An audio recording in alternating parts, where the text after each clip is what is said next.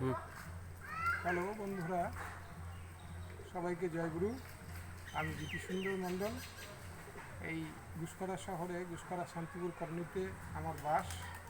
আজকে এসছি আমরা আমাদের সৎসঙ্গ কমলনগর মন্দিরে। আপনাদের কিছু বিষয় আমি দেখাতে চলেছি এবং জানাতে চলেছি এই মন্দির সম্বন্ধে।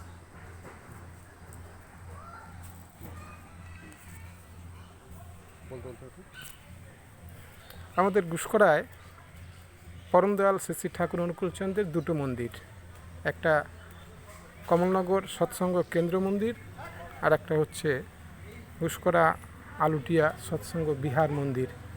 তো আমরা সৎসঙ্গ কমলনগর মন্দিরে ঠাকুরকে আমরা উপরে প্রতিষ্ঠা করেছি।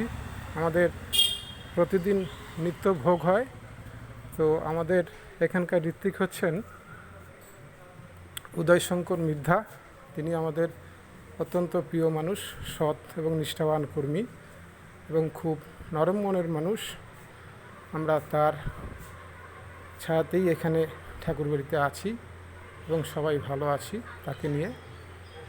এই উপলক্ষে আমি সবাইকে আর একবার জয়গুরু জানাই। তো আমাদের ঠাকুরকে আমরা দোতলায় প্রতিষ্ঠিত করেছি, খুব সুন্দর জায়গা।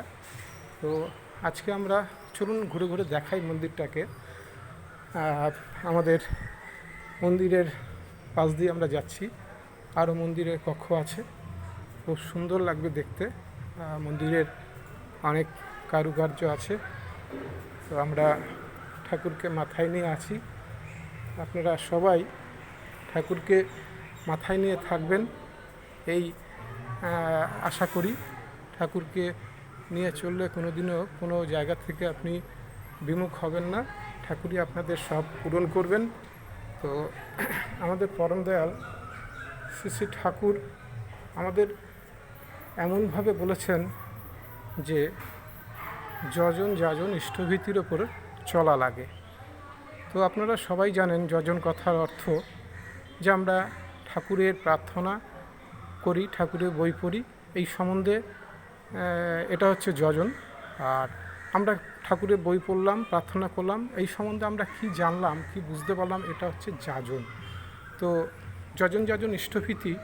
আর ইষ্টভীতি আপনারা জানেন যে ইষ্ট কথার অর্থ হচ্ছে মঙ্গল, আর ভীতি কথার অর্থ হচ্ছে ভরণ পোষণ। তাহলে আমরা কখনোই কিন্তু পরম দয়ালের ভরণ পোষণ জোগাতে পারি না।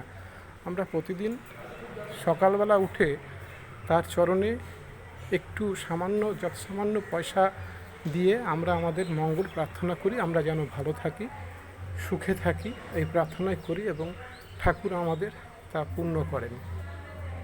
এটাই হচ্ছে বাস্তব। তো আমরা ঠাকুর ধরে খুব ভালো আছি, শান্তিতে আছি। আপনাদের কাছে অনুরোধ, আপনারা আমাদের পরম দয়ালের আশ্রয়ে আসুন, তার নাম গ্রহণ করুন, আপনারাও ভালো থাকবেন, সুখে থাকবেন, এই প্রার্থনা করি। এই বলে আমি আমার বক্তব্য শেষ করছি। আমরা শেষবারের মতন পরম দয়ালের আরেকবার দর্শন আপনাদের করাচ্ছি। আপনারা প্রাণ ভরে তার দর্শন করুন এবং ভালো লাগবে আশা করি। আর একবার শেষে আমি আমার বলছি যে আমি বৃত্তি সুন্দর মণ্ডল, আমি সৎসঙ্গ কেন্দ্র মন্দিরে আছি। সবাইকে জয়গুরু জানিয়ে আজকে আমি শেষ করলাম। জয়গুরু, বন্দে পুরুষোত্তম।